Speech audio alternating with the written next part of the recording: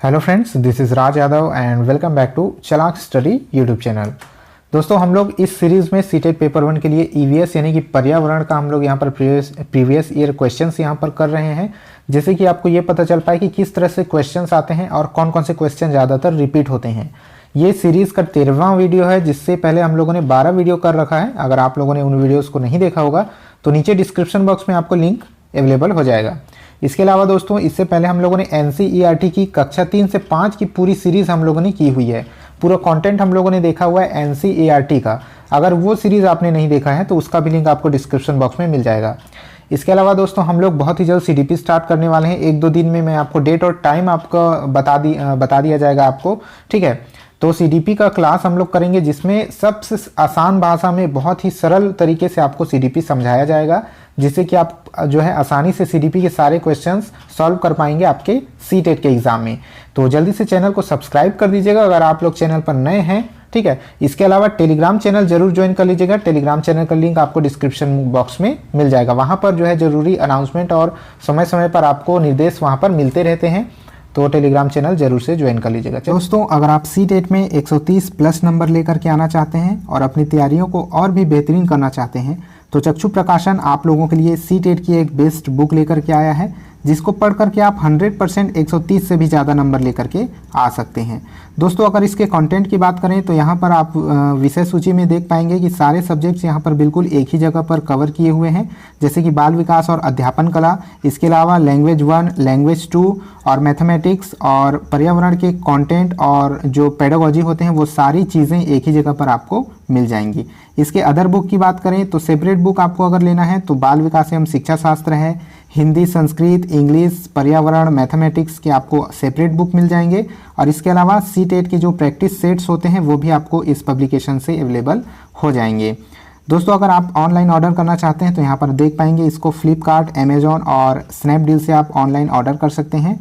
Description box में आपको link मिल जाएगी, वहाँ पर से सीधे आप क्लिक करके अपने बुक को ऑर्डर कर सकते हैं। चलिए दोस्तों, आज के इस वीडियो को स्टार्ट करते हैं। जैसे कि मैंने कहा, आप इंस्टाग्राम भी ज्वाइन कर सकते हैं, वहाँ पर आप मुझे डायरेक्ट डीएम कर सकते हैं अगर आपकी कोई क्वेरी है। इसके अलावा टेलीग्राम चैनल जरूर ज्वाइन कर लीजिएगा, लिंक आपको डिस्क्रिप्शन बॉक्स में मिल जाएगा।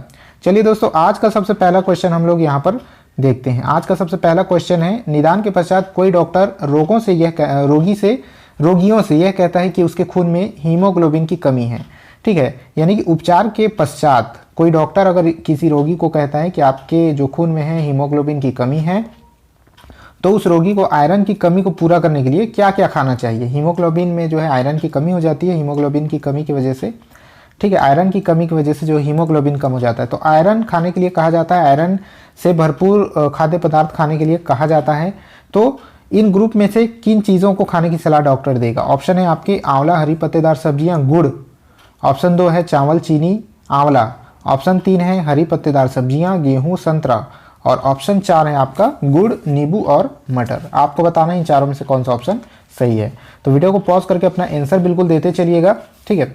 तो यहाँ पर आपका जो राइट आंसर हो जाएगा दोस्तों, वो होगा ऑप्शन नंबर 1, आंवला, हरी पत्तेदार सब्जियां और गुड़। ये तीनों ऐसी चीज़ें हैं जिनमें आयरन भरपूर मात्रा में पाई जाती है और इनको खाने की सलाह डॉक्टर द्वारा दी जाती है आयरन की कमी को पूरा करने के लिए। आगे बढ़ते हैं क्वेश्चन नंबर 2। निम्नलिखित में से रोगों का वह समूह चुनिए जो मच्छरों से फैलता है। तो कौन सा रोगों का समूह मच्छरों से फैलने वाला है। चारों ऑप्शन आपको दिए गए हैं, आपको बताना है राइट आंसर कौन सा है। वीडियो को पॉज करके अपना आंसर बनाते चलिएगा, जिससे कि आप भी अपना ज्ञान यहाँ पर परख पाएंगे। तो दोस्तों, इस क्वेश्चन का जो राइट आंसर होगा वो हो जाएगा आपका ऑप्शन नंबर 1, यानी कि डेंगू, मलेरिया, चिकनगुनिया। ये तीनों ऐसी बीमारियां हैं जो तीनों की तीनों मच्छरों से फैलती है। आगे बढ़ते हैं दोस्तों, क्वेश्चन नंबर 3। सांपों के संदर्भ में सही कथन को चुनना है आपको। सांप के संदर्भ में सही कथन, कुछ स्टेटमेंट दिए हुए हैं, कौन कौन से स्टेटमेंट यहाँ पर सही हैं वो आपको बताना है। स्टेटमेंट नंबर 1 है यहाँ पर, हमारे देश में केवल 4 तरह के जहरीले सांप पाए जाते हैं।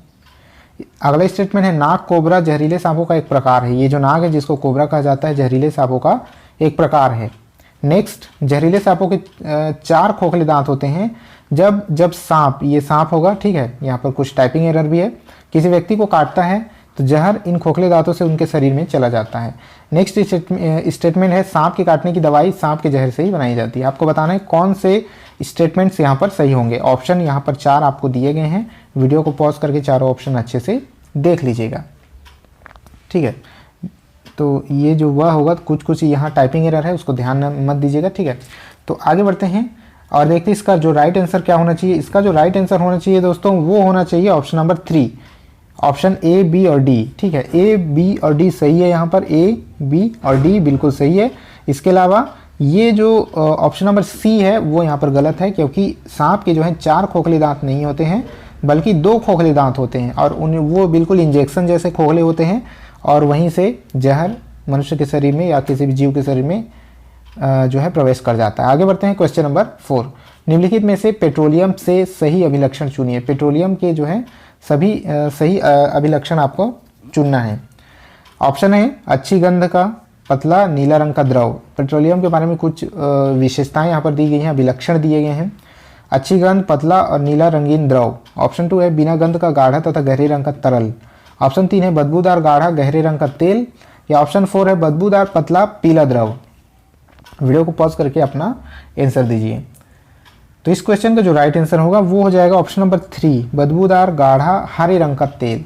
ये जो पेट्रोलियम है दोस्तों, पेट्रोलियम बदबूदार गाढ़ा और हरे रंग का, माफ़ कीजिएगा ये हरे नहीं गहरे रंग का तेल है, ठीक है। तो बदबूदार गाढ़ा और गहरे रंग का तेल है, और ये जो पेट्रोलियम है इसी से पेट्रोलियम उत्पाद बनाए जाते हैं। जो अलग अलग तरह के जो पेट्रोलियम उत्पाद आते हैं, चाहे आप गैसों की बात करें, चाहे पेट्रोल डीजल की बात करें, ये सभी पेट्रोलियम के उत्पाद हैं।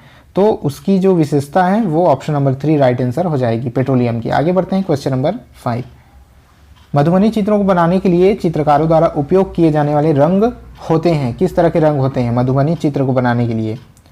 ऑप्शन है आपके सोने चांदी को घोलकर बनाए गए पेंट, पिसे हुए चावल के रंगीन घोल, विशेष प्रकार के से बने पोस्टर रंग, अति उत्तम गुणवत्ता के फाइबर पेंट।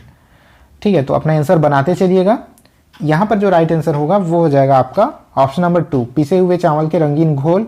ये राइट आंसर हो जाएगा, क्योंकि मधुबनी चित्रों को बनाने के लिए जिन रंगों का प्रयोग किया जाता है वो पिसे हुए चावल को जो है नेचुरल कलर मिलाकर उसमें तैयार किया जाता है। आगे चलते हैं, देखते हैं क्वेश्चन नंबर 6, डिसलेक्सिया मुख्यतः कौन सी बीमारी है? बोलने और सुनने की बीमारी है, पढ़ने की बीमारी है, सुनने की समस्या के साथ संबंधित है, या फिर बोलने की बीमारी है?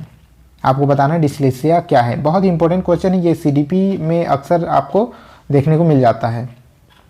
तो इसका जो राइट आंसर होगा दोस्तों वो हो जाएगा ऑप्शन नंबर 2। यहाँ पर ऑप्शन को देखते हुए कई बार अपने आंसर बनाने पड़ते हैं, तो यहाँ पर पढ़ने से रिलेटेड जो है समस्या हो जाएगी डिसलेक्सिया। ठीक है, आगे बढ़ते हैं क्वेश्चन नंबर 7, कांसा ब्रॉन्ज के विषय में जिसका उपयोग गोलकुंडा, ठीक है, गोलकुंडा के किले में मिली तोप में किया गया था। कांसा, सही कथन चुनना है कांसा के बारे में। तो यहाँ पर कांसा के बारे में बार बार क्वेश्चन रिपीट किया जाता है। कांसा एक इंपॉर्टेंट टॉपिक है सीटेट के ईवीएस पार्ट के लिए।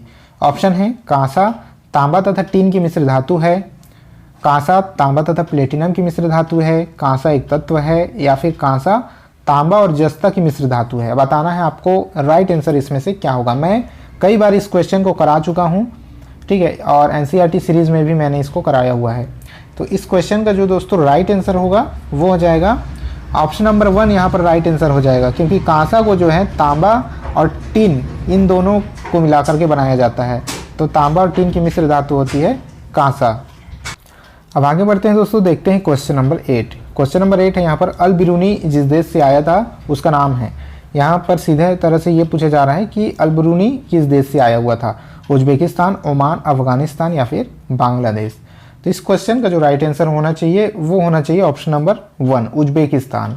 तो अल बिरूनी जो है उज्बेकिस्तान का नागरिक था, उज्बेकिस्तान नामक देश से वो यहाँ पर आया हुआ था। ठीक है, आगे बढ़ते हैं क्वेश्चन नंबर 9, एक पश्मीना शाल लगभग डेस, यहाँ पर 2 खाली स्थान दिए हुए हैं आपको, ये वाला और ये वाला। ठीक है, यहाँ पर पूछा जा रहा है कि एक पश्मीना शॉल लगभग डेस साधारण स्वेटरों के बराबर गर्म होती है तथा एक साधारण पश्मीना शॉल को बुनने में डेस घंटों का समय लगता है। तो यहाँ 2 खाली स्थान है, ये और ये। तो आपसे पूछा जा रहा है कि कितने स्वेटरों के बराबर गर्मी देती है और कितना समय लगता है बुनने में। और ये जो 2 खाली स्थान दिए गए हैं उनके 2-2 आंसर यहाँ पर चारों ऑप्शन में दिखाई दे रहे हैं। ठीक है, आपको बताना है कौन सा ऑप्शन सही होगा। 6 स्वेटरों के बराबर होती है और 200 घंटे का समय लगता है बुनने में, या फिर 10 के बराबर होती है 250 घंटे का समय लगता है। 10 के बराबर होती है 200 घंटे का समय लगता है, या 6 स्वेटर के बराबर होती है और 250 घंटे का समय लगता है उसको बनाने में, पश्मीना शॉल। तो इसके बारे में हम लोग एनसीईआरटी में पढ़ा हुआ है। तो अगर आप लोगों ने एनसीईआरटी वाली सीरीज़ नहीं देखी है तो नीचे डिस्क्रिप्शन बॉक्स में लिंक आपको मिल जाएगी। क्वेश्चन नंबर 10 है दोस्तों, निपेंथिस एक ऐसा पौधा है, निपेंथिस एक ऐसा पौधा है जो मेढकों, कीड़े मकोड़ों और चूहे जैसे छोटे जीवों को अपने अंदर फंसाकर खा जाता है। हमारे देश में यह पौधा पाया जाता है। हमारे देश में ये पौधा कहाँ पाया जाता है? तो दोस्तों निपेंथिस के बारे में यहाँ पर कुछ विशेषताएं उसकी दी गई है, जैसे कि निपेंथिस जो है एक ऐसा पौधा है जो मेढक, कीड़े मकोड़ों को खा जाता है, चूहों को और छोटे जीवों को अपने अंदर फंसाकर उन्हें खा जाता है। तो ऑप्शन आपको ये बताना है, ये पूछा जा रहा है कि ये हमारे देश में किस राज्य में या किस जगह पर पाया जाता है। ऑप्शन आपके असम में, उड़ीसा में, अरुणाचल प्रदेश में या फिर मेघालय में। इसके बारे में एनसीईआरटी में दिया हुआ है, हम लोगों ने पढ़ा है इसके बारे में। तो दोस्तों इस क्वेश्चन का जो राइट आंसर होगा वो हो जाएगा आपका मेघालय में, यानी ऑप्शन नंबर 4 यहाँ पर राइट आंसर हो जाएगा। तो निपेंथिस नाम का जो मांसाहारी पौधा है वो मेघालय में पाया जाता है। तो चलिए ठीक है दोस्तों, इस वीडियो में इतने ही क्वेश्चन थे। ठीक है, हम लोगों ने 10 क्वेश्चन यहाँ पर किए। Thanks for watching.